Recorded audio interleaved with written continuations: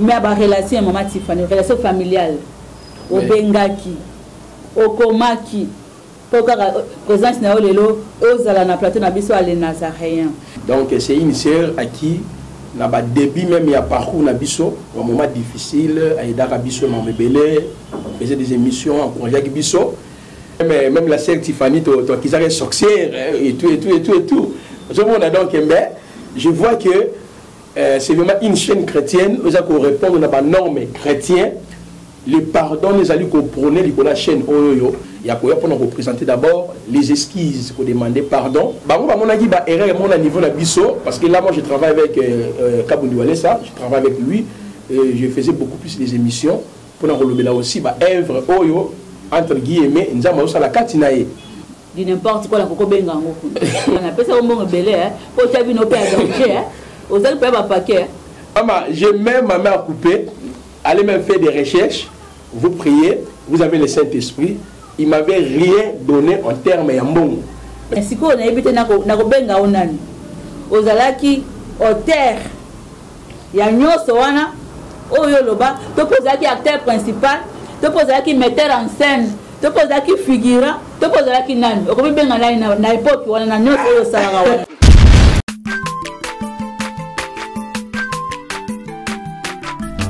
Azamwana motote o akosangai abongwa ni pete po awangata Nzambe ya le Nazarien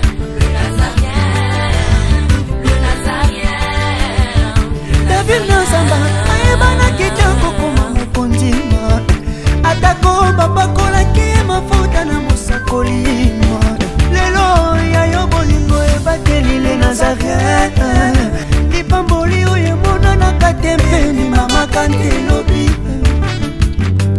kola pie mapapu masopi mafuta toko kisi ena elongo na Nzambe oyo babenga na makomi Jésus.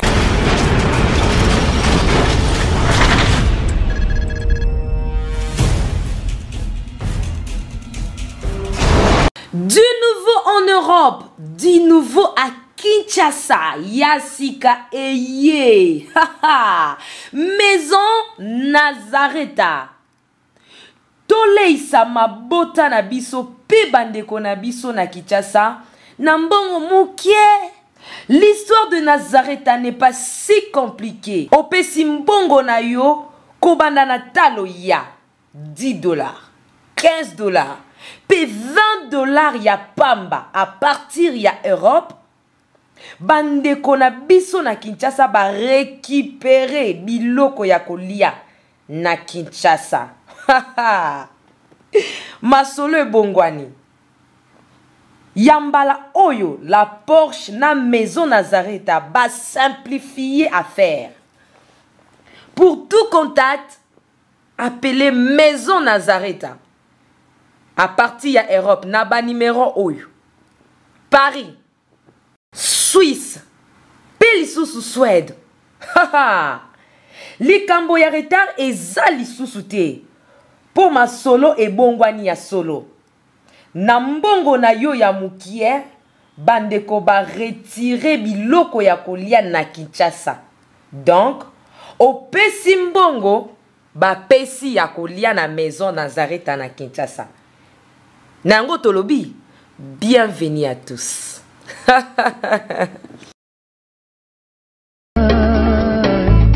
Olinga kangai kaka lolembe najali mosika na yo na kokoka te. Bonjour. Madame. Merci beaucoup.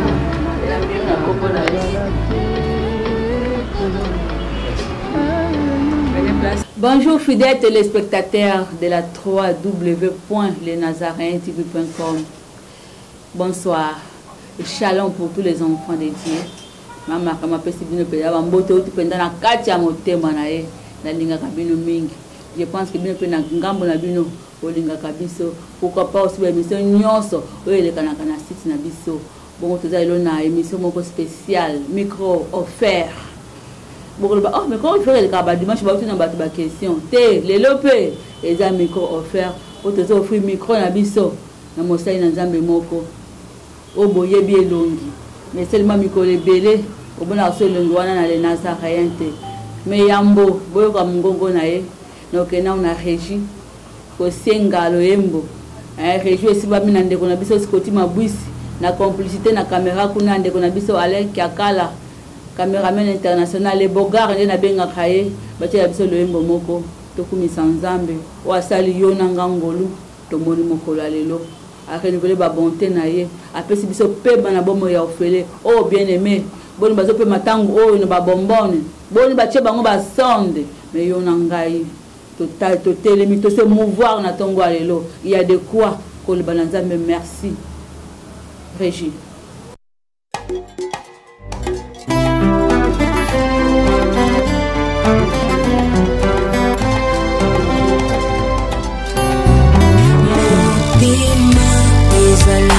Kasemoko bapisaka na moto yo lingi ngana zima na pesa na masia wazali kita moto kati ya motema ezali ya moto ya oyo moto ekoki kopesa na bonzambe na yo na langwe bolingo na yo singa oyo zali ponanga natali somo ya bato te kasi monene na yo masia alawe sanga ye alawe singa ye alawe sanga. Merci, je pense que l'homme se peut ici na biso nyos au bazar na tous les 5 continents. Parce que nebete les Nazaréens et là ndamaka nango wana commentaire akoloba kutu eza mingi te et là ndamaka dans tous les 5 continents na Amérique na Europe na Océanie na Asie na Afrique est-ce qu'on se bozali lombo se pelisi bino mingi mingi wanga mama DG mon coach mama coach Tiffany moko sikata na est tikete nzamba lola akoba na kopambola yo bona yambi invité na spécial à le bazami balé mais invité spécial Azana gauche nangai caméra zo langa na malamu à la personne il y a prophète Placide Masese o boboyi pona balande les Nazaréens il y a bandeli il y a les Nazaréens il y a 2 ans passés boyebi elongi o malamu ezeli représenter mais po ba ba yesika ba bona biso sika a toko ko représenter et puis na droite nanga tozana pasteur Richard mutaba justice Mouta Mibeko, oh, Lingaba, Miss Nebosepé, la rappel à l'intervention, à la droite, Nangaï, mais na à gauche, Nangaï, la prophète place, papa, personne n'a pas son beau Bazolandayo. Merci beaucoup, to Pessi, Peuple Azambe, vraiment, Mbote Mingi, homme de Dignon surtout. Parce que Bazolanda Bisso, ça fait un laps de temps, de nous passer sur 4 Messika Ote. En gros, c'est là qui est. Partager tout ce et puis tout présenter, disons, excuse Nabiso, parce que nous sommes une famille en Jésus-Christ. Ça, c'est ma maison. J'ai commencé par ici, mais il y a eu des histoires, ça et là. Et on m'a trouvé après que tout mettre fin et l'eau pour que tout évolue ma langue. Ceux qui me merci. On doit accepter. Ouais, ma vie, c'était pas facile parce qu'on se disait, est-ce que c'est OK? Bon, ma bébé, mais j'ai compris que. Vraiment, il y a l'amour, c'est l'amour nous a régné, et on te remercie d'abord les hommes de Dieu. On a de part et d'autre, il faut zonga, tu as fait commencer là-bas, il faut qu'il y ait vraiment, Pasteur Richard, maman Mariam, vraiment, que Dieu vous bénisse. Merci beaucoup, Pasteur Richard Mbote, na bandeko si bakolanda si na tonga lelo. Na pesi bandeko nyoso Mbote ba mesami kolanda biso, vraiment na linga bango mingi, ba auditeur na biso vraiment na lingi bango, bazolanda biso, bazo ko encourager biso. Vraiment, merci beaucoup. Invité dans un spécial dans la ici bien les bandeliers. Ça bon prophète Placide Masese au azana gauche nangai. Prophète Placide au les cas qui met à relation maman Tiffany, relation familiale. Au Bengaki, au Komaki. Pour présence na olelo aux ala na plateau na biso les Nazaréens. Mais bah ça on se demande comme la mosai na nzambe maman Tiffany mokwa. Et seulement bataille belé tout bataille 6 mois ba processus en cours kaka pour les lots aux la plateau na les Nazaréens mais maman Tiffany était catégorique vraiment azali ko sepelata linga kité mais ntango abizongisi kati na ye lokola mwana nzambe oyo atondi humilité oyo ayokaka ainsi dit l'Éternel amizongisaki kati na ye abi te naza mama azaka motema monene tika nafongola motema na ngai nayamba mosali na nzambe atako azetu mama kama aza kuna na délégué na kombo na ye nde nazoloba lelo awa nazoloba nzambe mama Tiffany afongolaki motema na ye. La Bible dit que le pardon est une puissance qui libère yango wana asepelaki susu nayamba yo sikoyo nangi nayeba le but y est arrivé na yo na plateau na biso lelo awa. Qu'est-ce qui justifie votre présence na plateau na biso le Nazareth prophète Masisi? D'abord, avant de répondre à la question, Anna, il est important d'éclaircir quelque chose. Ce qui est une démarche pour notre sœur, c'est parce que l'apôtre Paul a la foébé, a la jouniance, qui ensemble pour la cause évangile.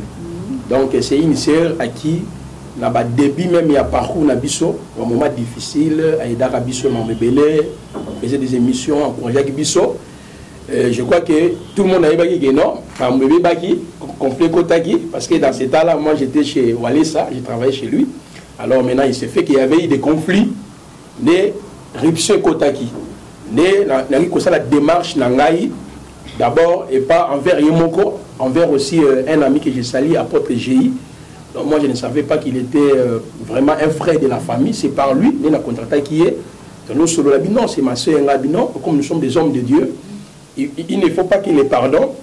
Et ce entre Bisso na sœur Tiffany, mais parce qu'ils appellent la qui blessé dans le comportement de la Bisso, comment la sœur s'est sacrifiée à Bundaki pour aider Bisso quand même, les messages à la véhiculer.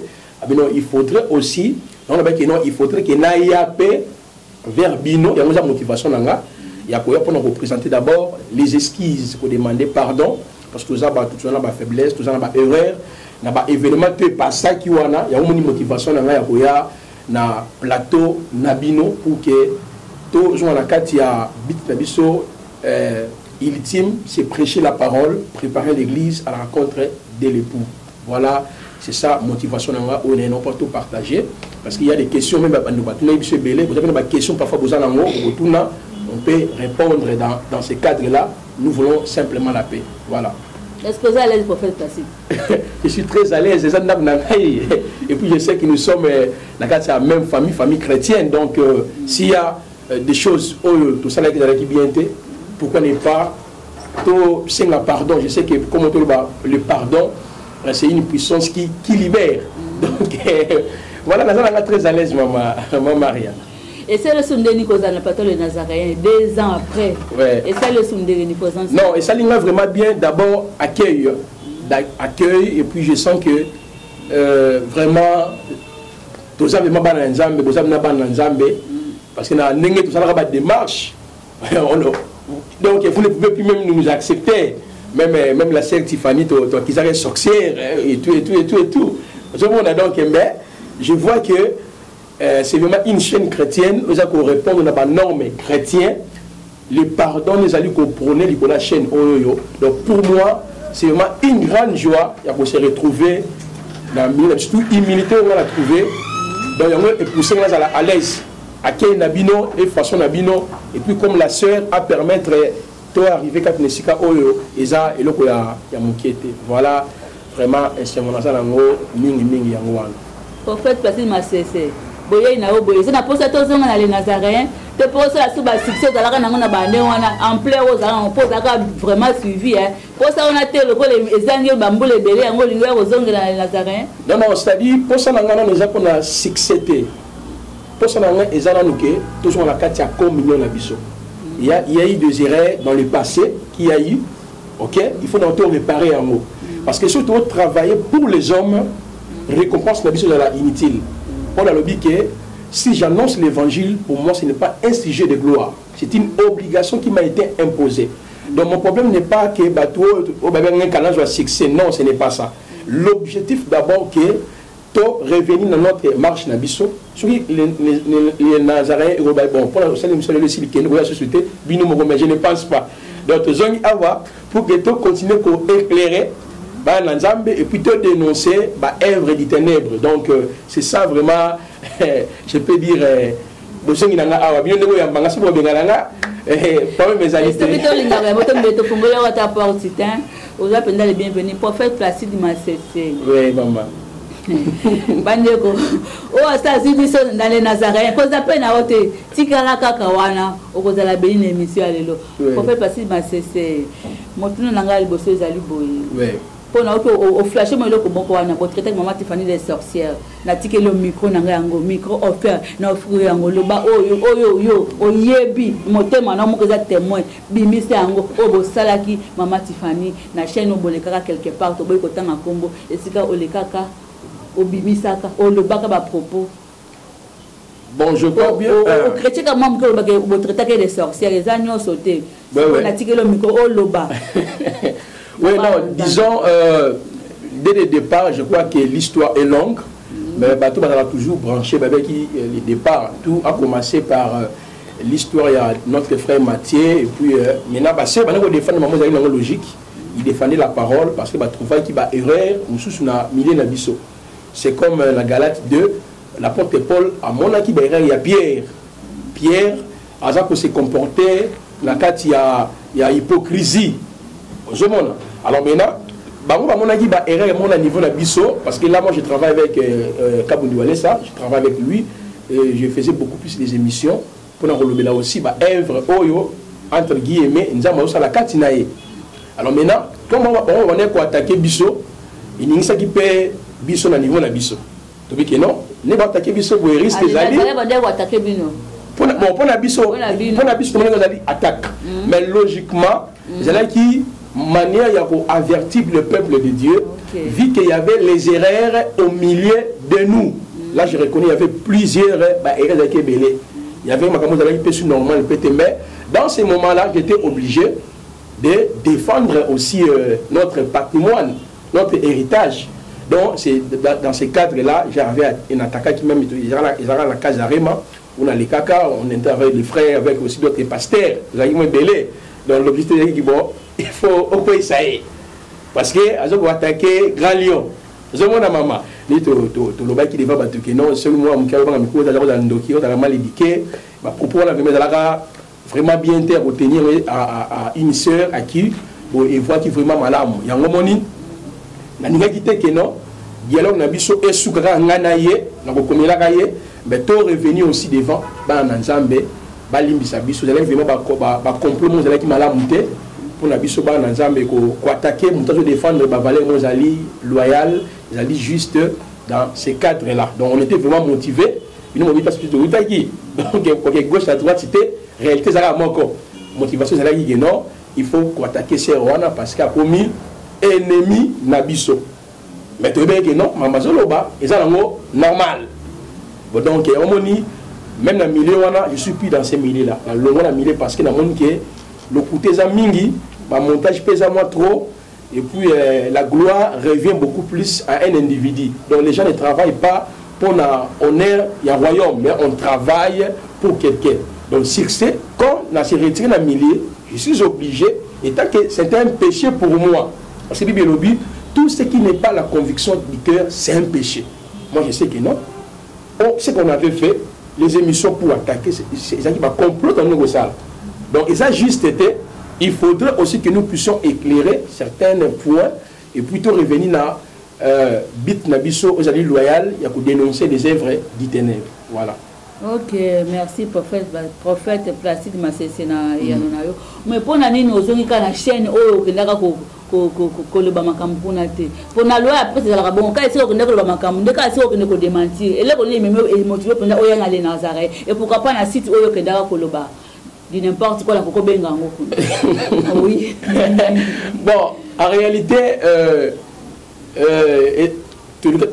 si tu as monté sur notre parce que Kinshasa c'est la société on n'a pas l'information il n'y a plus dans Kinshasa alors c'est mieux sur la carte il y a site oyo parce que découvrir la liboso c'était là les Nazaréens c'est ici qui va découvrir on a zongi awawa pour éclairer le peuple en Zambie que s'il y a les pasteurs il y a les prophètes parce qu'il y avait même des pasteurs des mamans frère vraiment tu regretté comment un homme de Dieu c'est ta sœur et tout Donc voilà, en faisant awa.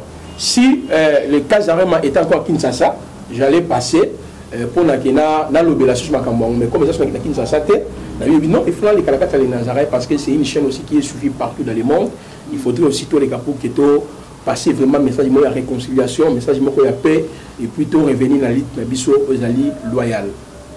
Prophète Placide Massé, c'est 2 ans après tout le monde est dans les Nazaréens. Maman, il faut corrompre l'autre pour les canaux Nazaréens. Après ça, il faut misoloter pour les calélos. À corrompre là d'abord par rapport à quoi? Donc d'abord c'est une fausse information. Oui, jamais corrompre un gars, mais c'est une série qui marche avec les seigneurs.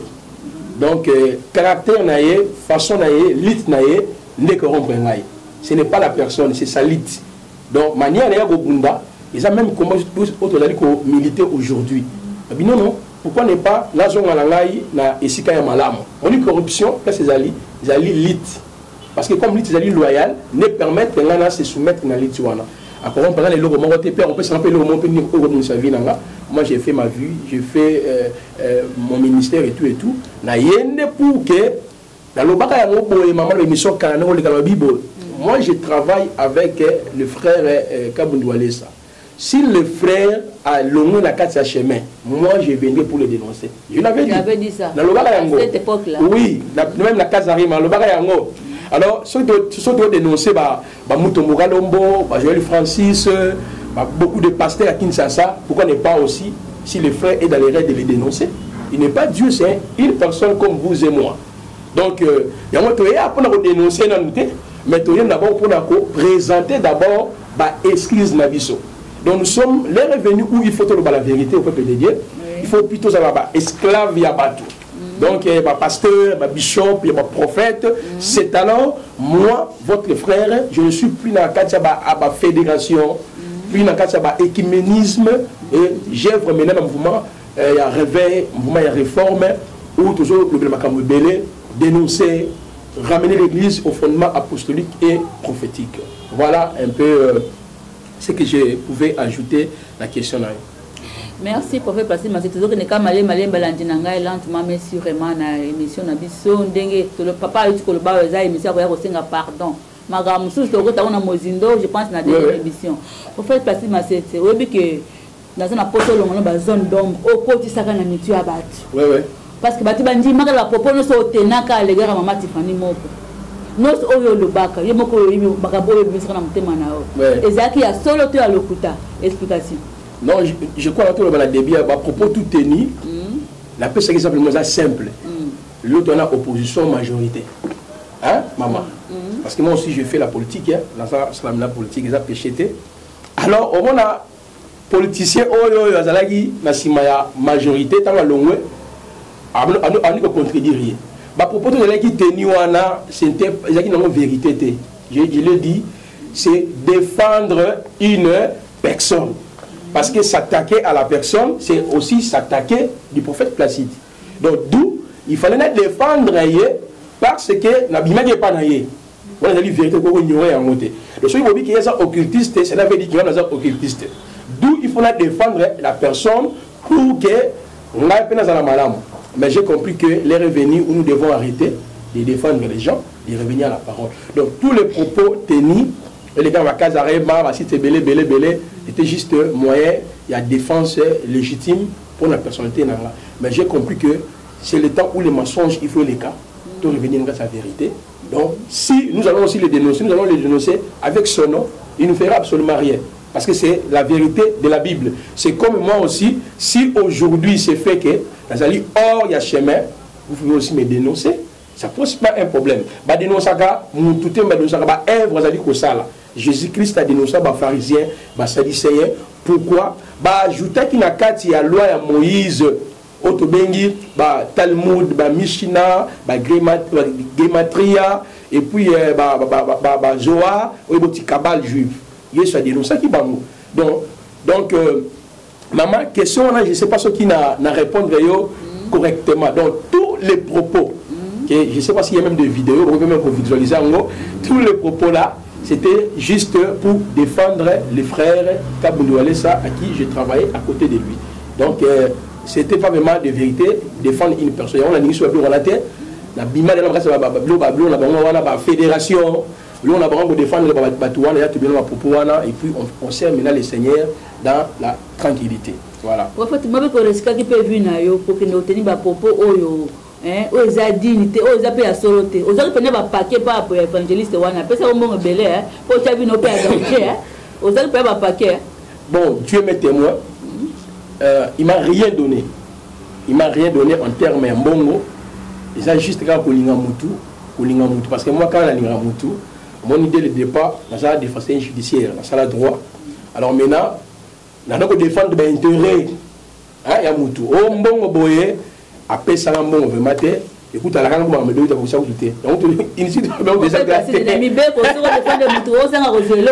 non maman je mets ma main à couper allez même faire des recherches vous priez vous avez le Saint-Esprit il m'avait rien donné en termes ya mbongo mais c'était seulement des motivations obi exemple maman quand tu me dis que non frère t'as la mon comment il faut le baramingi yo faut te mettre la poto yo dois sauver le pango yo ministère t'as la tête des habillés de l'église j'appelle ça ma motivation empire donc il y a eu des motivations je vais dire des motivations frère tu know ils ont la passeport bon on a passeport ma motivation mais c'est une motivation inachevée on ne sera jamais donc voilà un peu on a moniqué au délai bloc wana so par la biso frère tous la maman nzambe tout ce qui va partir dans la montagne nzambe tout revenir dans la point de base pour aller la parole du Seigneur.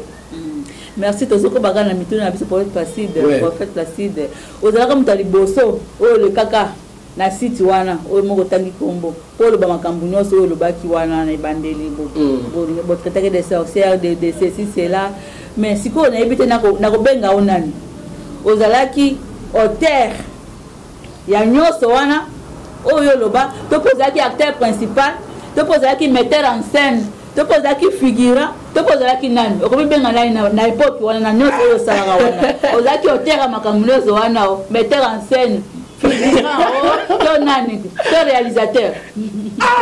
Bon, je ne sais pas vraiment comment expliquer, mais auteur, disons moi, la ligne auteur, défenseur judiciaire, c'est-à-dire on défendre la valeur. Donc on défendrait patrimoine, héritage d'Abisso pour défendre. Donc, mais, même la poto, même la poto, l'esprit de division, ça même temps Robin Gayo, ils ont même temps Robin Gayo, pas le bima, comment ils appellent contraire. Je même je suis à poto, au bazar ba fanatique, ba pasteur. Aya solina certain liboué, au pasteur au serre là le biboy. Donc il va message avec des bongo. Puis à poto il va message. Tout ça on a serre ngo, à le bigo pasteur bona. Bon, ça dit qu'il y avait plusieurs personnes même au Congo, même Libanda au bazar comme à la base makambo belé. C'est-à-dire nous maintenant chose comme information est maintenant il faut aller maintenant pour défendre na cadre wana ni makambo bana ko se passer donc là ngara mwana bitinda zozela ba promesse ba repesa et puis là taper une autre côté fait Placide et puis que au peut nous ça ba amebele au lieu de ba Tiffany Buganyaka na ndela ba émission na parce que na ko ba mobali na ngala zaki molandi monene ba émission ne pas ko sepela na mingi Buganya ba amebele au travers ba intervention au travers ba émission na yo mais ba aminos o wana ba pengwa ba darsi ba émission na bisoté au koloba ba ngoni na tongo ya le prophète. Bon en fait dès le début j'avais commencé pour nous présenter par esquisse surtout. Donc je souhaitais en particulier pour nos abonnés qui nous ont quittés à cause de vos propos. Qu'est-ce que tu ouais, c'est-à-dire non, c'est-à-dire tu es revenu au fondement initial, le fondement authentique qui t'ont revenu. S'il y avait des gens qui blessés pour la biso, dans la cause, ils sont vraiment simple. J'ai défendu ma valeur pour la important pour la biso. Alors, bande de coutu va revenir dans la raison. C'est le temps où vraiment ceux qui blessés, maman, frère, soeur, dans les beaucoup frères qui avaient un téléphone, bon frère, on a dit un poli, a fini on a fini gouto. Alors là, 21 fois prophète, yo, on a donc je comprends que tellement il m'aimait beaucoup, il m'aimait aussi l'œuvre à laquelle la sœur Mané Gossala, elle s'est sentie maintenant vraiment choquée. Donc sur ce, vraiment les frères et les sœurs, je vous présente sincèrement mes excuses Donc tu revenu vraiment à mon abisso au début. Voilà. Oui, bandeko balandi nyoso bokimaka babona biso nyoso prophète classique Masese a présenté une excuse à l'objet mo ba propose soit tenaka wana ezalaki du mensonge. Depuis makambo nyoso o le kana pour passer des anandamo. Est-ce que vous beaucoup ta maman Tiffany? Non. Est-ce que benga na rapé? Bon ko benga na vraiment la benga te ko comment mais à des fois comment na biso mais comment na boyer na pina ce que le monde na été jamais.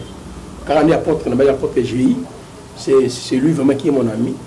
À chaque fois, des fois, il vient chez moi à la maison. Donc, mais lui-même, la personne boyée, tout ce qu'il n'a jamais mon ami.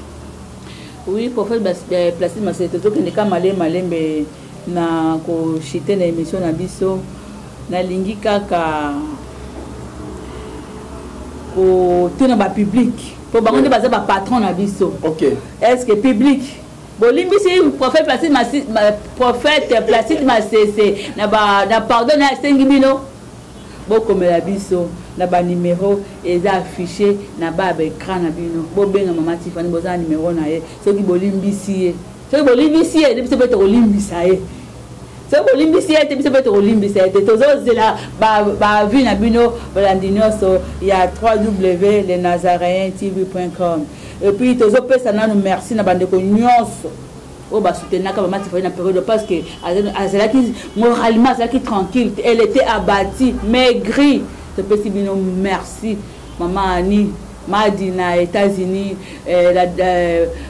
maman Anne père son âme ozaki na Italie soutenir ka pe mingi pour 30 pour c'est là que même émission mobimba à partir ya Manchester kuna na Londres. Ce petit bino pena ba remerciement mingi et bongo pour faire passer ma cessé na ebité le basuka pour clôturer na nyonso oyo otiko lo ba awa boye bande bazolanda otape caméra bela bango le ba mongo. Non le basuka ça que le prophète Placide a d'abord pour présenter ba esquisse et pour le moment Naza pour fonctionner dans mouvement il y a réforme. J'ai même mes livres autour de la même prochaine fois où on a commis quand on a colité sur hérésie où na kati ya église ya Nzambe vraiment bandeko nyonso mama Tiffany sika za musika et puis vraiment ba frère nyonso tout ba sanyo surtout je suis votre frère et ça ba erreur à vie moni Paul alobi quand j'étais enfant j'ai parlé comme enfant donc tu comprends madame Belé les revenus où il faut tout travailler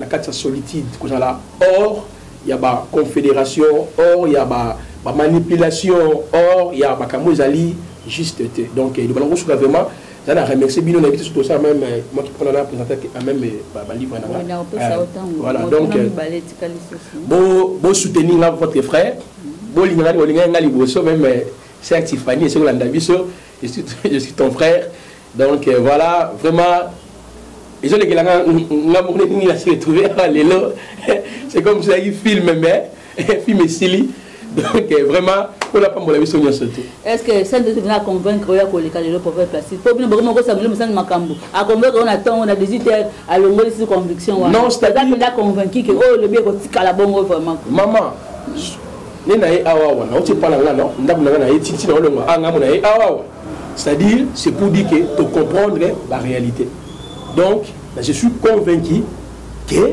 c'est Dieu qui veut que les lots la vérité parce que on parle besoin peu belé autre que le but de l'autre tout ça m'a belé je ça la marche avec l'église ba montage mon monstre on dit maté tout ça va seulement le couteau et belé la carte de l'église donc on a ça conviction qui convaincité na ouais na pas péter on va na plan ndam la bible on est capé bon si on qui n'a nulle part mais j'ai compris que na bunisa qui Tiffany na bunisa qui peut pas tout péter mais na bunisa inde œuvre ensemble Gamaliel a ebisaka ba prêtre boyé ne courait pas du risque d'avoir combattu contre l'Éternel. C'est-à-dire, lorsque tout ça qu'on persécuté même dans Actes chapitre 3, quand Pierre Hérode, les nations se sont liguées contre l'Éternel. C'était l'église du Seigneur. Donc, vu que moi-même, que non, je persécutais l'œuvre du Seigneur qui était noble, loyale, alors il faudrait que nous zonga pour que n'encourager bino que non bon continuer à cataloguer na bino ce qui vous permettre de revenir encore une fois de plus tokoloba so makambo ebele na kati toujours ya koappuyer la lutte oyo bilobo boza na yango. Oui, merci prophète. Motuna moko elinga nana memaka monteur wana wazaka à l'époque de Nazareth kuna pas évangéliste na limité. Bon là vraiment je ne sais pas comment le frère est arrivé parce qu'il y en a qui ont travaillé en connivence. C'est-à-dire en collaboration. C'est-à-dire mon ministre na service à sécurité. Tu as un air basali, tu as un air travail à niveau ya affaires étrangères, niveau habitat.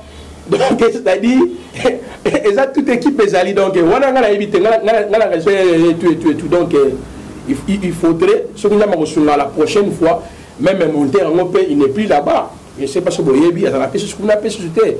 Donc il n'y a pas de dénoncer la bilan super ou à trouver des qui est un peu illégitime. Donc d'où vous présentez un micro ouvert. Offert, c'est-à-dire il peut à répondre à ma question parce que ça mieux de répondre à ma question ya bongo. Non, Nazareth za ya kufunga maporte ya police so kali to koyamba vraiment. Ya koleka nde to yambi to koyamba to zaba na nzambe to yebi que c'est que le pardon pour na biso. La Bible dit que celui qui avoue ses péchés et les délaisse obtient miséricorde. Pasteur Richard malobombo ka yo na noso le kanyawa commentaire na bon, commentaire nanga vraiment ezaka ke mon toza ba na nzambe maman Bible zo ba na biso nyonso. Alors na kaki batu ba les angaka te. Les alaka ka toza na mukili toza na kati parcours o tozo ki na objectif no c'est que tozo couronne. Alors tant tozo ke na course na pe mudako koya atelemi abandi parcours. Ko tika la kati ko vandi wana non. Parce que là toza na mo besoin biso ba chrétien couronne wana tozo zela wana. Amen. Ozolanda. Alors vraiment na super mingi ta ki Moussa Moussakoli azape mutuna na landa be mission na ye mbala liboso ta musuto mona na ebo na landa na nzela ba cassette vraiment na sepela na sima na ye na zala flatter ki azana connaissance mingi makambo ko dénoncer ba pratique biso zo lobela na l'église lelo o tozo mona o tozo loba peut-être ce to ko kufa pour la vérité pour te défendre la combo ya kolo. Alors la Bible dit que non pardonne-nous te ko bana bana pardon za force ya ka ko libérer. Alors Moussakola moni que oui abundisa apa abundisa ki Tiffany atika nega Tiffany ndenge mona yo mona sepe na mabiki no na abundisa ki ni bato ba auditeur ni Tiffany mais na abundisa ki œuvre nzambe or que mon makambo nzambe nde to tala kango vérité tika la vérité ndeko mo lo bana lisese ki no le kutai mataka toujours na sase ko makana ngo déjà avant mais vérité te mera malé men escalier tingo ko mapeka kuna au mon époque mo tant Jésus a kufi ba que Jésus se ba to ke na se quoi pendant 3 jours. Alors, les Romains ont dit que Jésus n'a tombe. Après 3 jours, Jésus a sécuit. Oh, les soldats qui gardent. Oh non, a sécuit. Non, pour le bâtiment a sécuit. Les hommes ont été marins, on ça les soldats. La Bible garde vérité. Parce que le bagage est discipliné, il va corner na butu. Mais les soldats vendent, non, les camions à bombe à côté. Marguerite a zimbongo. Mais à publier que Jésus a sécuit. Cela veut dire vérité côté à la vérité. Boutou est à boutou, moi est à moi. Si on dit moi est comme boutou, alors on est comme makamosus. Alors vérité tika la vérité. Bino balanzam teli que chaîne oyo, les chaîne mon chrétien, bato balandaka mingi za ba chrétien. Alors biso to ko ko limite c'est parce que Bible dit que oyo so ko pardonner, ko la ko pardonner été. Ozomona, le ko la ndeko na biso amoni ki asala ki ba erreur. Abunisa ki na tifanité. Abundisa ki œuvre nzambe moko nzambe moko akute na ye nde nazo ba ke ba vrai adorateur esika kenda ki molimo sata tika ki kimete parce que prophète naza azaki na ngambo na nzambe déjà heureusement que aza penza eli de Dieu a se racheter a ye awa a senga pardon vraiment bandeko azola na biso ba trouver place na mitema na bango ba limbisa ye eza ba erreur le autres zo mona ba évangile so benga no ba église musu to benga ba église kapo ba tongi temple mais eza ma ba secte okomona ke mosena nzambe ala sasa côté ya ba vérité azo monter ba kabale bongo biki makambo za na ngo boité mais azo saka po azwa gloire nde na habité vraiment makambo so dénoncer to komita mususu ba tusu ba comprendre biso mabe mais pour na ba lide de ba comprendre to zo ba nini to za parce que biso zo préparer église va ki to ko président ngo devant kolo et za sans tâche ceux qui nous a mazoté a tché biso ba sakoli a tché ba prophète a tché ba apôtre a tché ba pasteur na ba docteur et za poto to na église na perfection. Alors surtout même maçonge na kati église ta meto tika na ba village na biso place to zalaki soit to tika na ba entreprise na biso to tika na makama mokito sana ba aventure nza on a ba makama jugement za makasi parce que Bible ezo ba mukanda Jacques maman que biso ba tei pasteur tout ministre nzambi to ko la juger sévèrement et puis ba bengi sévère cela veut dire ba collecter ta et loko moko te za comme mbeba ba ki ko sambiso lelo ba yo ki moni ba saka na ba justice magistrat ko ba bengi lelo ba sambiso boti ba zongo sous na cacho ba l'exer après une semaine 2 semaines ba bengi le sous ba yo quand même makambo ba zo comparer na makambo le ba ki la fois passée vous mona to ba zo landelo pas à pas alors nous t'avons échappé dans le jugement nzambe azate vraiment biso tozui ta ko limisa le ko la emblème ko magi azana biso te à 8 ans parce que na bi époque ya koma ki traumatisé na bi époque ngwa abandonné comme mesika bane au foot na limité akima ki même ndako na parce que baluka même ko assassiner wana aza zéro yo pe époque donc ko banana ni avec une époque yo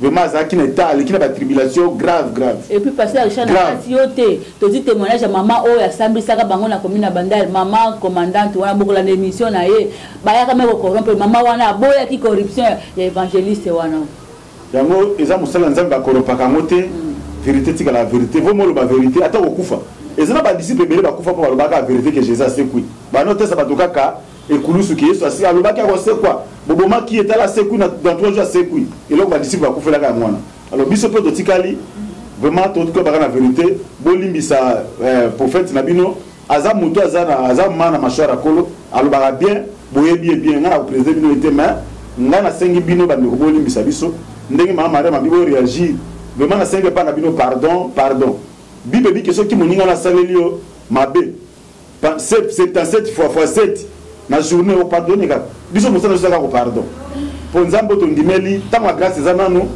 lokola prophète azongi to yambie bino bebo yambaye vraiment ile ngana koloba yango wana lokola vérité komi aza lokola mwana abunga ki asenga nzela afa produit o asenga papa ne bomengo tama ki abebi sango na bambias tanga moninga ko maboko pamba bakina zonga papa nanga tama zonga ki papa yambaki asala ki fête ya makasi alors biso na bino to sala kaka fête que moko na biso akati corps de Christ pas ali kabo monene pona église corps de Christ église locale te na lobela église corps de Christ sangisi monde entier ozomona o ba vrai adorateur bazali to pardonner pe to yambaye to sala fête vraiment to sepela que non grâce bunga grâce zongi baba lingi ba continuer kata lokuta mais yemoko se ressaisir à zongi vraiment to pardonner vraiment place dozali place bino bozali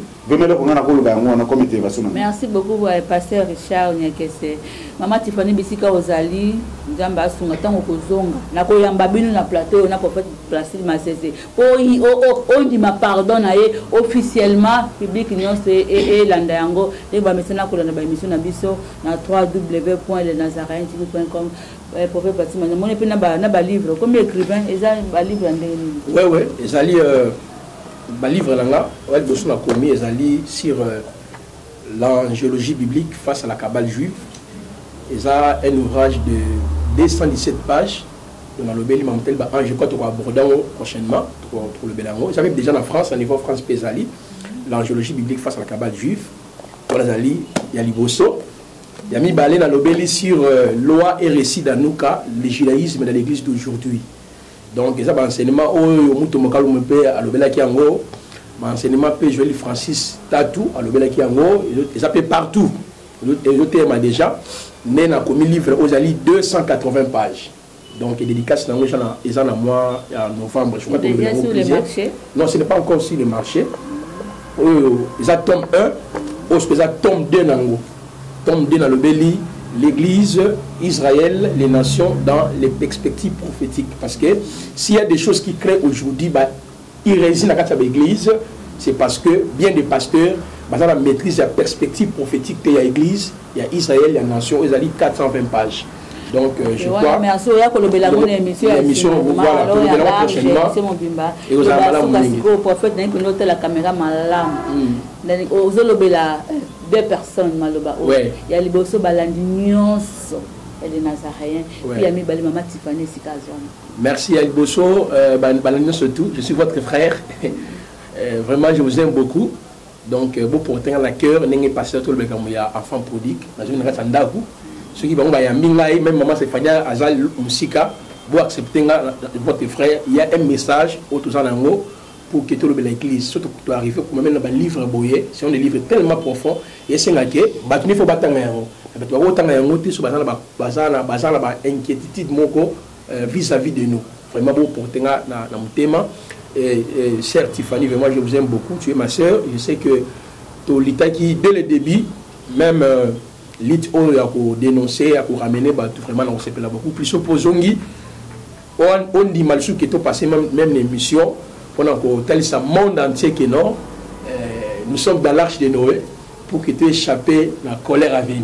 Vraiment, que Dieu vous bénisse. Je suis tellement content aussi. Pourquoi pas la remercier le pasteur Richard, la remercier aussi maman Maria, Mariam. Donc pour la humilité, surtout pour la manière vraiment accueillir et encourager l'ami. Voilà. Merci Baladi Nangai, tu comme la sur l'émission Nabiso, numéro de contact pour faire c'est-à-dire plus 243 81 23 62 658. Donc plus 243 81 23 62 658. Numéro de contact. Le numéro de téléphone est toujours plus 243 99 848 78 07. Plus 243 99 848 78 07. Quant à moi, je vous dis merci et on se retrouve très prochainement. Ciao.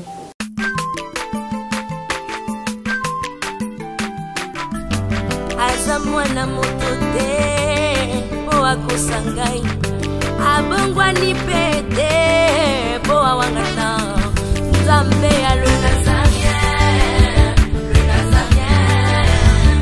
Nazarien.